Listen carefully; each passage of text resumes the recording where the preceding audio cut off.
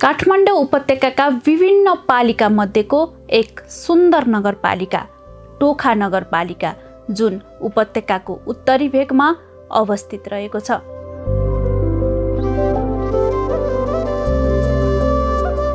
यसै नगरपालिकासँग काठमाडौँ महानगरपालिकाको 16 नम्बर वडा र 26 नम्बर वडा साथै तारकेश्वर नगरपालिकाको 10 नम्बर वडा र 11 नम्बर वडा जोडिएका छन्।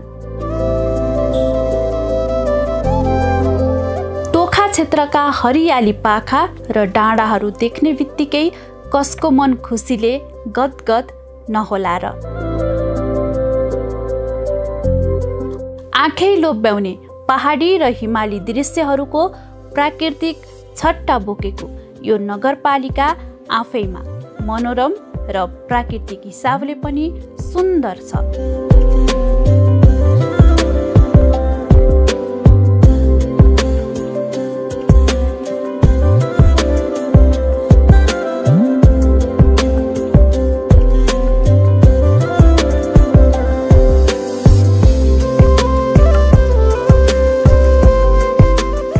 नगरपालिका भित्र रहेका विभिन्न वडा मध्ये 9 नम्बर वडा पनि एक हो।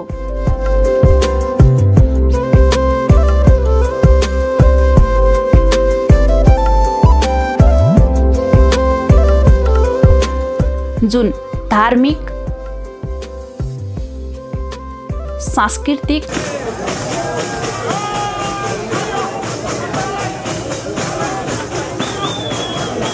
शैक्षिक,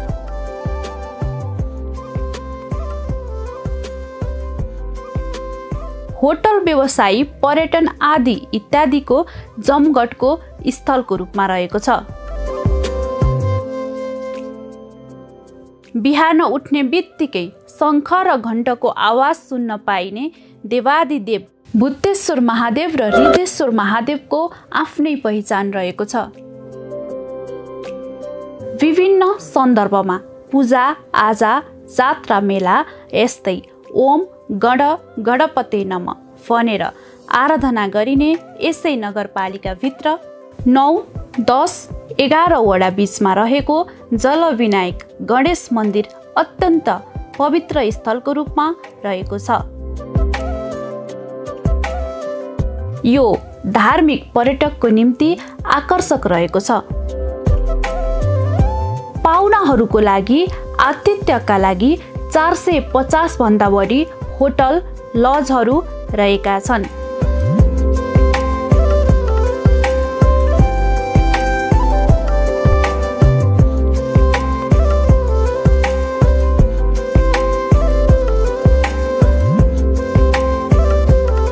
यस्तै साना मझौला उद्योग, सामुदायिक भवन, विद्यालय, महाविद्यालयहरू ज्ञान शान्तिको सन्देश छरिरहेका छन्।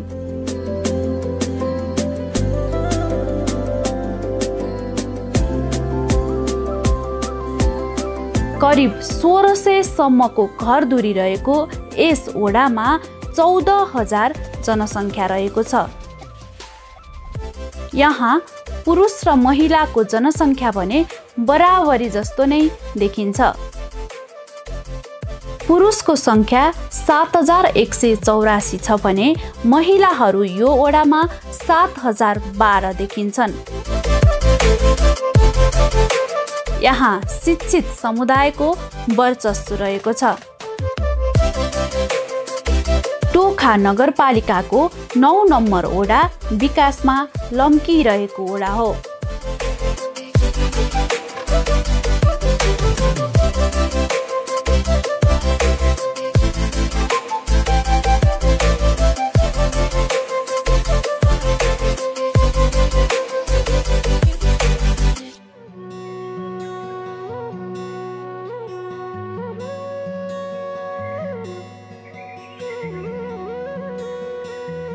यस ओडामा कार्यरत वर्तमान पदाधिकारीहरू ओडाको समस्यालाई पहिचान गरी काम गर्न सक्रिय रहनुभएको छ।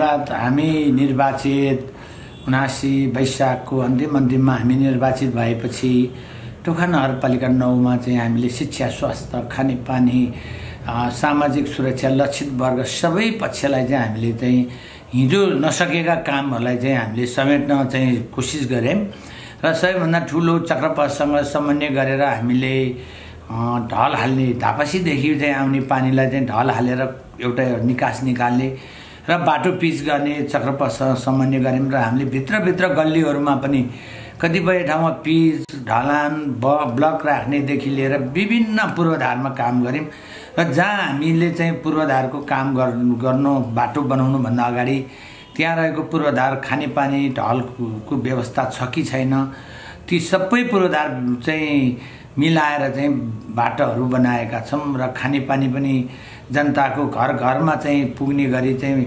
हामीले नयाँ पाइपहरू चाहिँ विस्तार गरेका छौँ। हामीले हरेक वर्ष चाहिँ 2-3 शिविर राखेर हामीले यहाँ रहेका ज्येष्ठ नागरिक, महिला, युवाहरू लक्षित चाहिँ गेदन स्वास्थ्य शिविर राखेका छौँ र यहाँ रहेका वातावरणको लागि हामीले वृक्षारोपण गर्ने, कोरिडोरको छेउमा वृक्षारोपण गर्ने लगायत विभिन्न काम, ज्येष्ठ नागरिकहरूलाई चाहिँ सम्मान गर्ने, अपाङ्ग एकल महिलाहरूलाई चाहिँ उहाँहरूलाई चाहिँ सम्मान गर्ने लगायत विभिन्न कार्य गरेका छौँ र हामीले चक्रपथ विस्तार आयोजनामा चक्रपथमा रहेको शिव मन्दिर यहाँ लिएर आएर चाहिँ विस्तार गऱ्यौँ र टोखा नगरपालिका आफैले पनि अहिले चाहिँ 1400 रोपनी जति जग्गा, सार्वजनिक जग्गा चाहिँ संरक्षण गरेको छ।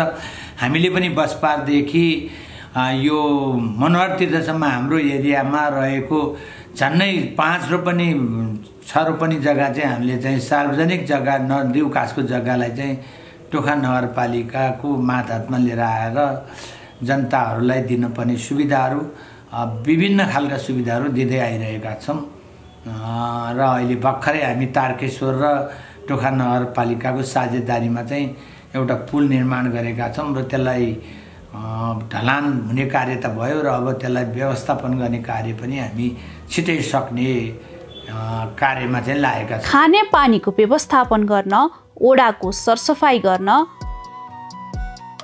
हरियाली भर्न,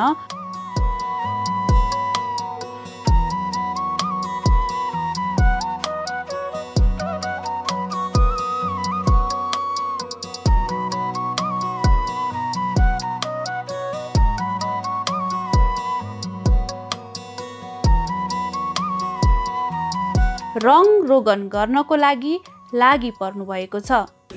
आयतर्फ आन्तरिक स्रोतको कर तथा गैर कर सेवा शुल्क बापत 32,81,81,000 तथा 19.34% गत आर्थिक वर्ष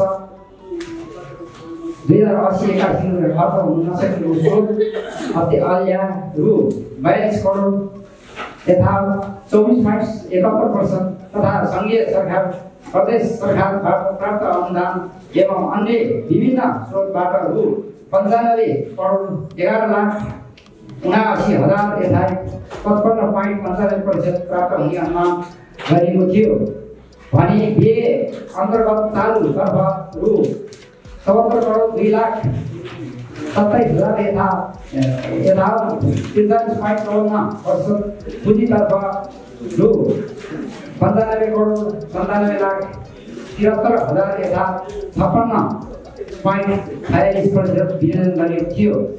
नयाँ व्यवस्था क्लिनिक तथा ल्याब, डेन्टल, वैदेशिक रोजगारीको प्रयोजनार्थ स्वास्थ्य परीक्षण गर्ने क्लिनिक संशोधन गर्नुपर्ने कारण नयाँ शीर्षक थप गर्नुपर्ने भएको।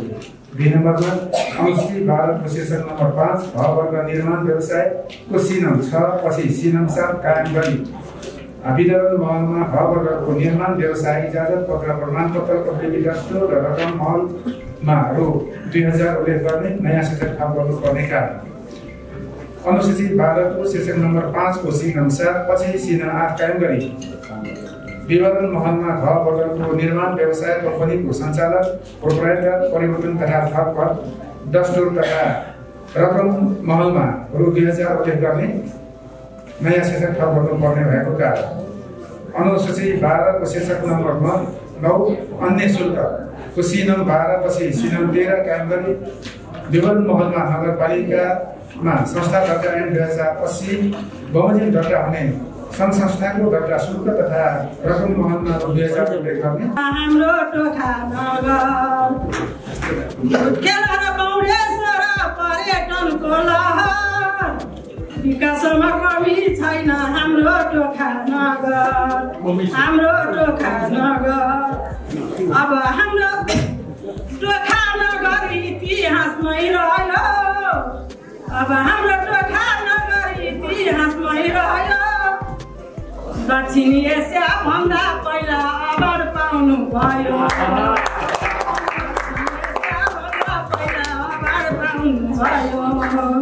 मलाई लाग्छ एउटा यो सिद्धान्त त प्रशासनिक खर्चलाई बिस्तारै कम गर्दै लैजाने, जनतालाई दिने सेवा सुविधाहरूमा महत्त्वका साथ र त्यसलाई चाहिँ एक नम्बरमा राखेर हामीले काम गर्न पर्नेमा कता हामी उल्टो बाटो त हिँड्दै छैनौँ।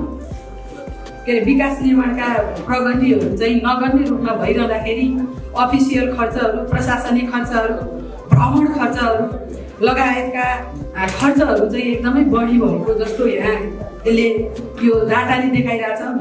शिक्षाको सुधार गर्न, नैतिक संस्कृतिलाई जोगाउन, वडावासीलाई रोजगारी प्रदान गर्न वर्तमान वडा अध्यक्ष र सदस्य कर्मचारीहरू लागि पर्नु भएको छ।